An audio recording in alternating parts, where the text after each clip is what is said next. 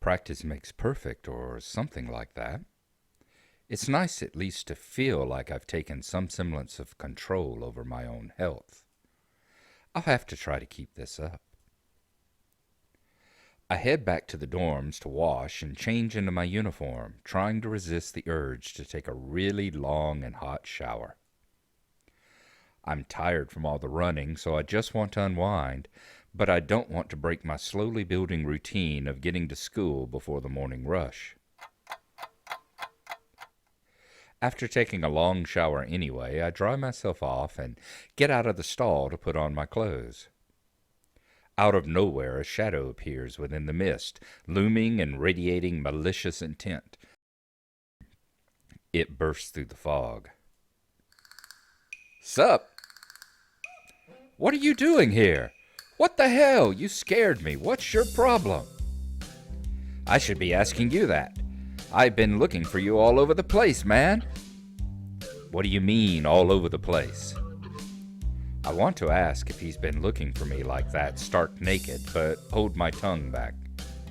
I finally realize I'm still naked too, and quickly hold up my shirt in front of me, but Kenji doesn't seem to notice a thing. His glasses are fogged up, but then why doesn't he wipe them off? Is his vision so bad it's like he's perpetually seeing through fog? You know your room, and yeah, that's it. Hey, I still had to get up though. Whatever. It's not important. Can I borrow some money? He puts on an innocent face and looks away, trying very hard to look very casual. It doesn't work. He's as transparent as his window pane-sized glasses. Talking neutrally like this, wearing nothing, feels awkward. Actually, somehow it's even more awkward to be naked in front of someone when they can't see me being naked, to say nothing of the fact that he's naked as well. I try to brush the feeling off with little success. Money? Sure, I say. Awesome. Wait, why do you need it?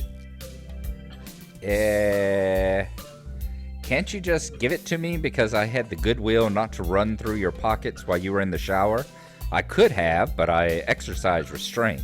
And in the end, isn't it the thought that counts? Come on, be a pal. This makes no sense. If it's the thought that counts, I should withhold payment, since his thoughts were so clearly impure and his intentions are probably even more sinister since he can't tell me what they are. I say as much to him. I'm offended, man, but if that's your game, then fine. I guess I had no choice. I want to order a pizza and I already have most of the cost of the pizza. I need your help for the rest. I get some of that pizza too, right? I ask him. No. Are you serious? I say. Yeah, I would give you some, but you have a class. You don't have the time to eat a pizza. What about you? I'm not going to class. I have to wait for the pizza and pay the guy, and then eat it. It's not easy. You have to obtain the pizza stealthily. If you don't, everyone will see you, and the pizza, and they will ask for a slice. It's a hard world out there. Everybody wants a piece. Then you're left pizzaless in an unforgiving world. It's happened before, that's how I know. Every day I plan my vengeance so that when the people who wrong me order a pizza, I will be there, ever vigilant. Kenji strikes a dramatic pose, completely without irony. But yeah, I only need like 400 yen. Please? You're my only hope. I can't go outside and buy my own pizza, it's too far. I try not to go out unless it's absolutely necessary. Let me tell you what happened the last time I went out without carefully planning it out in advance. I was outside. I can't remember what I was doing. Something. Standing? Maybe wondering how I got there. And then, out of nowhere, it happened. Like a flash of lightning, splitting the sky, like how you split a sandwich into 2 equal pieces to make it more manageable to hold and eat. A bird crapped on my head. It was the second most shocking moment of my life. What was the first? I asked him. He ignores me and keeps going. I want to grab him and shake him. Is he just trying to keep momentum? I'll go with that, even if it's more likely he just didn't hear me. It was like in the openings to some kind of anime show. You know how there's always a part where the main dude is fighting his rival and they fly at each other and clash swords and there's like big dramatic colored auras and zoom? It was like that, but with poo. Okay, I say. So yeah, I need some money. Please, don't leave me hanging, man. I only need like 1,000 yen. I thought it was 400, I say. Okay. What? I'll pay you back, I swear. You better. That's what it means to borrow stuff. I don't know when I'll be able to pay you back. You have 1 week, I tell him. Ugh! Kenji winces and makes a noise like a dying cow, a particularly disturbing fact given that his baton is conducting freely. You're not supposed to be so tight-assed about money between brothers in arms, man. Men have it bad enough as it is. Did you know that male porn stars only make about half of what female porn stars make? That doesn't mean anything unless you're a porn star, I tell him. So maybe I am a porn star on the side, struggling to make ends meet as I fight the feminist agenda, and you can't even spot me your crumbs, you bastard. Nobody understands. Nobody. Wouldn't feminists be against pornography in the first place? This feminist agenda stuff again, I ask him. This stuff is important. I can see that you don't give a shit, but this is serious here. Feminists are a dangerous enemy, make no mistake. You take them lightly and you'll wake up in the morning with a knife in your back. Bam! Out of nowhere. How do you wake up in the morning if someone stabbed you in your sleep, I say? Women are terrible at stabbing things. I thought you just said don't take them too lightly, I ask. Well, I mean, don't take them lightly for the big things. Individually, they're not a threat, but if there was some kind of a war, like a big war, with men on one side and the feminist forces on the other side, it would be pretty ugly. And that day will come when the feminists come out of their central top secret worldwide feminist headquarters and say, "It's on now, motherfuckers!" I tell him, you're being ridiculous. There's no big worldwide feminist headquarters building. Where would they even hide that? I mean, it'd have to be massive. You couldn't hide that on Earth. Someone would notice a big fortress with women only in it. Who said it was on Earth? I turn away from Kenji and start practicing frowning faces in a mirror so that I can figure out what kind of frown would best express my emotions. He can't see me from this distance anyway. Which, unfortunately, means that he just keeps on ranting without any regard to sense or sensibility. Yeah, there's a war going on. A war not many know about, but it's a great one that one day will boil over and encompass all of the known world. Then we will have to pick sides. We will have to make a stand. In fact, it's happening right now. Imagine it, the bloody battlefield, a vicious conflict without end. I almost gave up when I thought this cause was silly, when I grew tired of the bleakness of our fight, when I mistook the time the power went out for a feminist raid and thought the end was near. But then I realized that if I gave up, it would all be over, and I was like, whoa, and knew I had to get serious, because I am the last sane man in an insane world. It's about duty. I tell him, must be a pretty crappy movement if it all hinges on one naked guy ranting in a bathroom at another naked guy. So can I have the money? He's blocking the way out. It's getting cold because I'm still naked, and I want to go to class, so I agree to spot him the money. Awesome! Thanks, dude. We should go bowling later on. Bowling, I ask? Yeah, it's the ultimate sport. There are almost no women bowlers either, making it also the manliest sport. Should I wear my pink bowling shirt with the matching shoes or the pastel green with the flower accents? There are bowling clothes, I ask? Maybe. Anyway, you'd better pay me back. I can pay you back in stuff, right? I don't have the time to ask him to elaborate on what that means. I don't know, I say. I have to get to class. You're kind of in the way. Oh, sorry. Yeah, I don't want to hold you up, and I have some stuff to do myself. The time has come. The time for what, I ask. I just like saying that. Okay, now the time has really come. For what? I have to use the bathroom. Get out of it. I was just going to, I say. And what does that mean? It's a big bathroom. So, I have to be alone or I can't go. The pressure. Okay, so what if someone else comes in? I'll think of something. I give him my practice frown, and it looks kind of silly reflected in his glasses. He either doesn't notice or doesn't see anyway. So I get dressed and run back to my room, feeling as though an eternity has passed since I woke up. That is time I will never get back.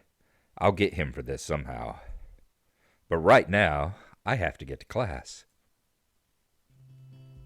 I'm the first person in class today, although I think I'm a little too early. Then again, sitting alone here for 20 minutes sure beats having to suffer through that time with Kenji. The combination of fatigue, frustration, and boredom starts making me feel very tired. I black out for a second, waking up when my head hits the surface of my desk. Rubbing my forehead, I realize this is a good reason for any to stay up for now and stop coming to class so early later. Eventually, I hear tapping noise outside in the hallway, and Lily's tall figure appears in the doorway. She's not in this class, so she must have some other business. Maybe she's looking for Hanako. Lily stops at the door, looking hesitant as if she were a vampire who can't come in unless invited. I consider doing so because she looks rather lonesome standing there. She steps in on her own accord, though, after straightening her skirt and shirt collar as if it was importance to look prim when entering our classroom. "Excuse me," she says. She calls into the quiet classroom with a probing, delicate voice. I realize the silence might unnerve her because of her blindness, so I break it. "Good morning, Lily." "Hisao, good morning. I didn't hear you come in." I wonder if she thinks it's suspicious I didn't say anything to her before. It's likely. If I were to tell too big a lie now, it would sink me. "Well, I was already here, just asleep until now," I tell her. "Oh, have you seen Hanako today by any chance?" "No," I say. "She seems to come in only just before the bells ring, or after that. Do you want me to tell her something for you?" "No, it's fine," she says. "It's strange, but I think we're the only two people in the school right now. I didn't hear anybody else on my way here." I tell her I shouldn't have gotten up so early today, I guess. "You're chastising yourself for doing something that other people should," she said. "Punctuality's a good thing. I think so, anyway." It's a very busy morning today. The festival is coming up soon, and today is the deadline for event registration, budget reports, and any other official paperwork. It could be that everyone is trying to complete the necessary forms at the last minute. Maybe that is why it's so quiet today. Hi!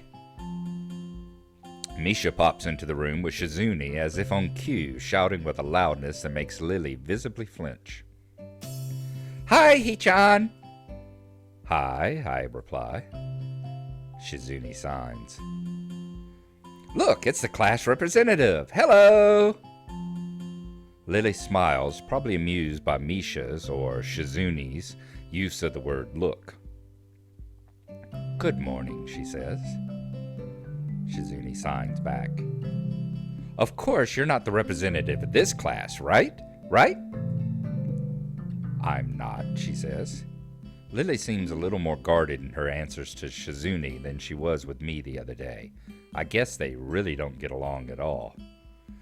Then I realize that Lily might actually not know Shizune is present, and she's trying to detect whether or not she is, to know who she is talking to. For all she knows, she's talking to Misha, but knowing that she and Shizune are practically inseparable, she might expect Shizune being the one that actually talks. Damn, how complicated. I decide to help Lily out for my own peace of mind more than anything else. You're here early, Shizune, I say. Shizune signs. You were here even earlier than us! Misha puffs out her cheeks angrily. Why is she getting angry? Does she feel emotions on Shizune's behalf too? It's not that weird, though, that Shizune didn't like my little comment. It's true, I was here earlier than them, so me saying something like that could definitely be misinterpreted as anything.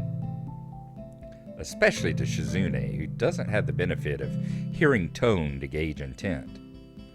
Before I can start weighing whether or not I should apologize, Shizune has already moved on. Class rep, it's a good thing you're here. We have to talk. She continues signing. The festival is coming up in 3 days, right? Every other class has already handed in their projected budget reports for their events, even the first years, except you.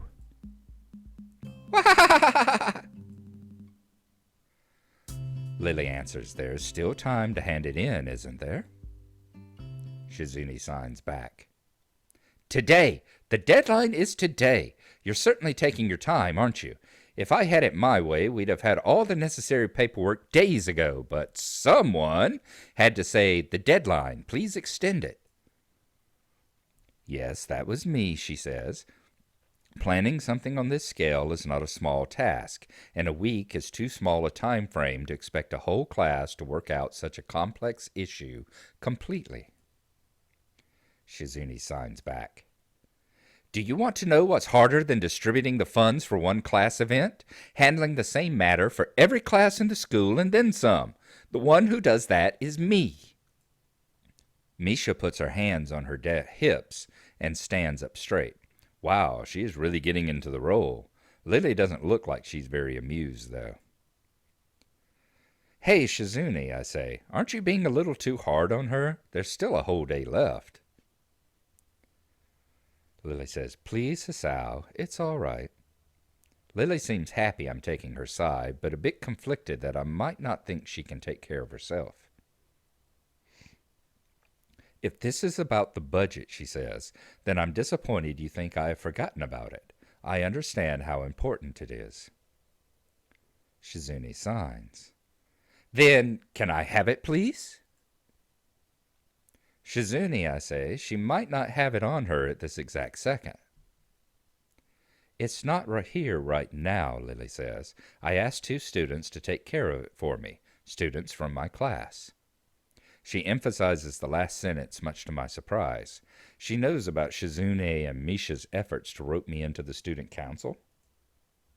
I guess word must have gotten around, so now she's using me as ammo against Shizune. This just keeps getting better and better. Shizune signs.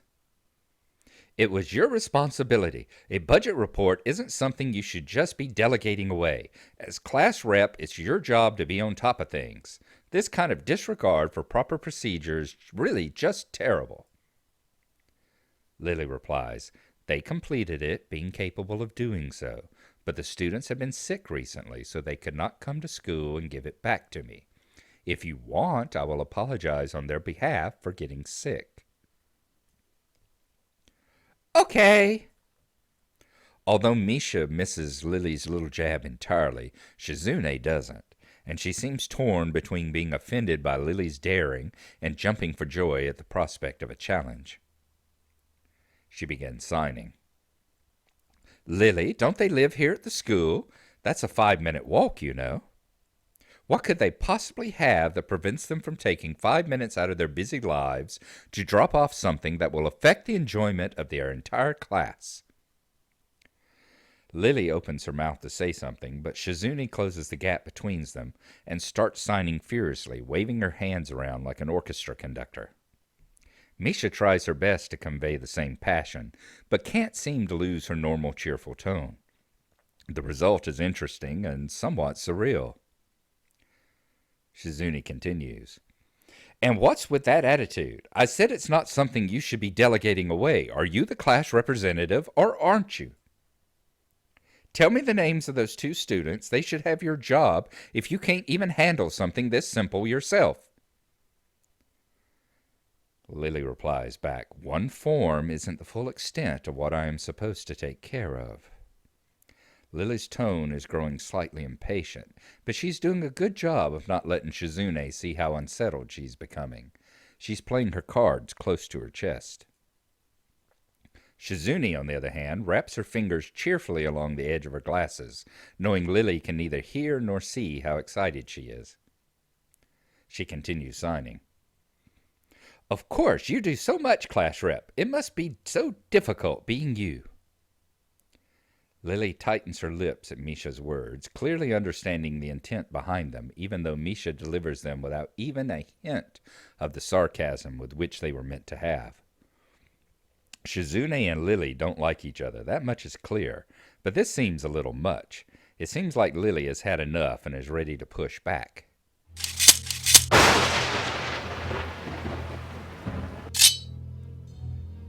I was actually just discussing the budget report before you came by, she says. You must be very talented to have finished all your student council duties so quickly that you can track me down to make sure I don't forget my own. Are you accusing me of slacking off? It seems like you're confusing me with yourself. I don't think so. That would be a very difficult thing for me to do, comparing myself to you. You're right. The difference between us is like heaven and hell. And it's not hard to guess which one you might represent. The air between them ripples with the heat of their enmity. Well, not really. They can't disguise it anymore, though. Even Misha looks like she's beginning to understand the real nature of this conversation. Shizune signs. Hee-chan, don't you slack off either. What are you talking about, I say? Shizune continues. Aren't you taking part in the festival, Hee-chan? You are, aren't you? Then I hope you're going to do a lot more to make sure it goes smoothly than this person. I don't understand why Shizune is suddenly getting mad at me.